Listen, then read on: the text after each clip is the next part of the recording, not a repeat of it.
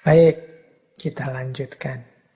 Tentang kebijaksanaan mungkin kita cukupkan dulu sementara. Kita membahas tema yang lain. Nah, sekarang kita bahas kebajikan. Khususnya kebajikan sosial. Kebajikan itu kan perbuatan baik kita kepada sesama. Nah, ada satu quotes yang bagus dari Cicero begini. Kehidupan yang diberikan kepada kita secara alami itu pendek. Namun, kenangan tentang kebaikan di dalamnya itu abadi. Ini maksudnya pernyataan ini, hidup kita sebagai manusia itu kan pendek. Usia manusia itu paling berapa sih? Kalau zaman ini mungkin 80 tahun atau 100 tahun itu sudah sangat luar biasa. Rata-rata mungkin ya 60-70 manusia hari ini. Itu kan pendek. Kalau ingin panjang, apa yang harus kita lakukan? Kebaikan.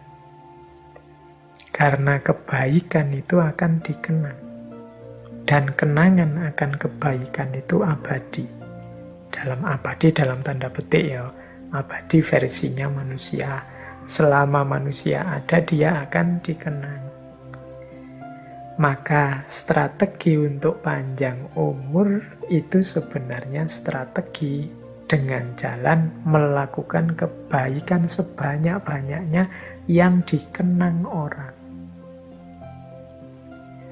Jadi mari melakukan kebajikan sebanyak-banyaknya. Nah, ini berhubungan dengan pernyataan selanjutnya dari Cicero, kehidupan orang yang sudah meninggal terletak dalam kenangan mereka yang hidup. Cinta yang diberikan dalam kehidupan membuat seseorang hidup melampaui waktunya sendiri. Siapapun yang dicintai akan selalu hidup dalam hati orang lain. Jadi, tadi kan saya bilang, untuk kita mengabadi, dikenang terus, ya mari hidup dengan kebaikan-kebaikan, jasa-jasa besar untuk orang lain, maka kita akan selalu dikenang. Semakin besar kebaikan, semakin luas jangkauannya, semakin kita akan dikenang, kita akan abadi. Termasuk yang kedua ini, yaitu kenangan cinta. Kalau sudah tentang cinta ini kan kita tidak bisa bantah. Orang yang jatuh cinta, baik dia sedang mencintai atau sedang dicintai, kenangan, gambar, memori tentang orang yang dicintai itu akan selalu hidup dalam dirinya. Jadi, tidak akan berhenti kenangan tentang cinta itu dalam diri kita. Itu nama lainnya apa? Orang yang kita cintai itu akan selalu hidup selama kita masih hidup. Yo, kalau teman-teman belajar kisah-kisah cinta, Romeo and Juliet, Yusuf Zulaikha, dan macam-macam bagaimana kenangan cinta itu tidak mungkin bisa padam, tidak mungkin bisa lupa. Teman-teman yang patah hati lah, atau yang mungkin ada bapak ibu yang mendengarkan ngaji ini, yang dulunya pernah punya pacar, atau pernah jatuh cinta sama siapa, kenangan tentang cinta itu kan hidup terus dalam batinnya. Bahkan mungkin sampai besok mati. Nah, ini salah satu strategi kalau menurut Cicero. Berarti apa? Hidupkan dirimu dalam cintanya orang lain. Lakukan apapun yang membuat orang lain suka dan cinta kepada kita. Lakukan kebaikan-kebaikan yang membuat orang sayang kepada kita. Maka umur kita yang pendek itu akan jadi sangat panjang, sepanjang hidup mereka yang mencintai kita. Kalau anak-anak kita begitu sayang, begitu mencintai kita, maka meskipun kita tidak ada, diri kita masih hidup di hati-hati mereka, bahkan sampai nanti mereka meninggal. Kalau teman-teman bapak ibu punya murid, punya adik, yang itu mencintai, menyayangi kita, punya saudara yang menyayangi kita, maka kita akan hidup terus di hati-hati mereka sepanjang mereka juga masih hidup. Meskipun mungkin kita sendiri tidak ada. Jadi ini kalau dalam filsafat kan dikenal namanya ada problem kelangkaan. Problem kelangkaan itu di antara kegelisahannya manusia adalah umurku ini pendek. Aku hari ini ada, mungkin 10-20 tahun lagi sudah tidak ada. Aku sekarang kuat, besok akan lenyap. Nah, untuk mengatasinya ternyata kalau menurut Cicero, ya lakukan saja kebaikan, kebajikan sebanyak mungkin sehingga menimbulkan rasa cinta, rasa sayang, rasa hormat orang pada kita. Maka saat itulah pendeknya usia sudah tidak lagi jadi masalah. Karena kita akan terus hidup di hati mereka yang mencintai kita. Nah, ini tentang pentingnya kebajikan kepada sesama atau kebajikan sosial. Terus, nah ini teori sebaliknya tentang kebajikan sosial. Ini orang yang tidak peduli cintanya orang lain, tidak peduli dengan perbuatannya baik atau tidak, orang yang hanya mencari keuntungan saja. Kata Cicero begini, orang yang mengambil sesuatu dari orang lain dan meningkatkan keuntungannya sendiri dengan mengorbankan keuntungan orang lain, ia lebih buruk daripada kematian, daripada kemiskinan, daripada penderitaan yang mungkin menimpa tubuh atau hak milik eksternal lainnya. Jadi kalau ada orang yang memposisikan orang lain hanya sebagai jalan untuk keuntungannya sendiri, yang mengorbankan orang lain untuk kesenangannya sendiri, orang ini, kata Cicero, lebih buruk daripada kematian, lebih buruk daripada kemiskinan, lebih buruk daripada penderitaan.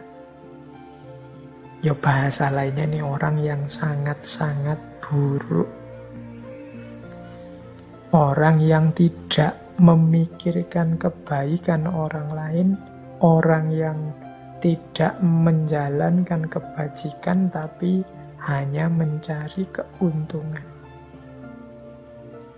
Kata Cicero, rumusnya orang hidup itu tidak begitu. Kata Cicero, alam dengan hukumnya menetapkan bahwa seorang manusia harus bersedia mempertimbangkan kepentingan orang lain, siapapun ia, dengan alasan mendasar, yakni karena ia adalah manusia. Jadi hukum alam ini, sunnatullah dalam kehidupan di muka bumi ini, tentang kehidupan antar manusia, ya setiap orang tidak boleh cuek, tidak boleh abai terhadap kepentingan yang lain. Saling menghargai, saling menghormati, tidak saling mengganggu, tidak saling menipu, memanipulasi. Setiap orang dengan kepentingannya sendiri, dengan tujuan-tujuan, dengan keinginannya sendiri, ya kita tidak boleh mengambil keuntungan atau mengorbankan yang lain hanya untuk keinginan kita. Mengapa tidak boleh? Karena kita dan mereka sama-sama manusia. Karena sama-sama manusia, sangat tidak terpuji kalau kita merugikan dia hanya untuk kepentingan kita. Rasa sakitnya sama kalau dibalik orang lain merugikan kita hanya untuk kepentingannya. Nah, itu kan kita mesti rasanya sakit luar biasa. Oleh karena itu, biar tidak terjadi saling sakit menyakiti, yuk antar sesama ini tidak saling mengobjekkan, tidak saling mencari keuntungan sendiri-sendiri. Tapi yang kita lakukan bersama adalah saling membantu, saling mendukung, saling mencapai keinginan, kebahagiaan bersama-sama. Tidak hanya kesenangan kita sendiri. Jadi rumus kebajikan sosial itu yang paling dasar adalah aku manusia, dia manusia, mereka manusia.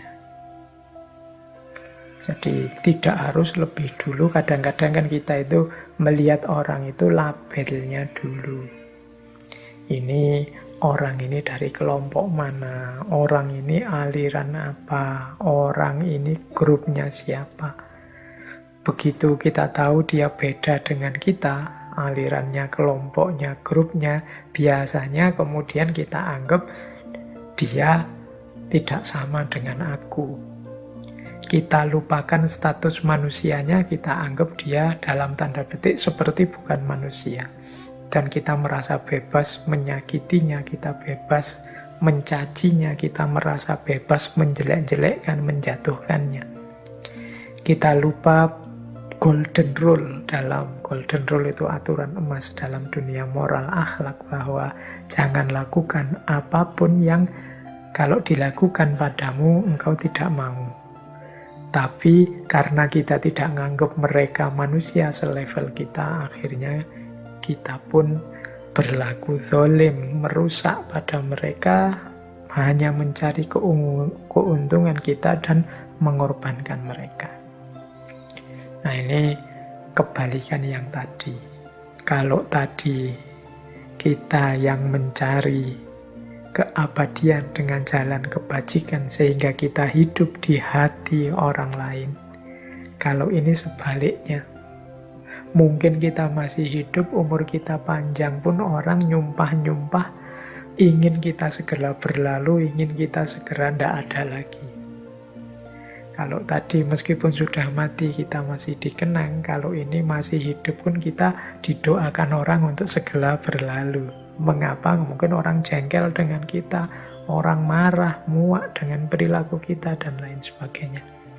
Jadi ada dua rumus yang berhubungan dengan kebajikan sosial. Yang satu, bagaimana caranya agar umur kita lebih panjang dari yang kelihatan secara faktual. Dan yang kedua, bagaimana agar kita tidak memposisikan orang lain hanya untuk keuntungan kita saja, kenikmatan hidup kita saja.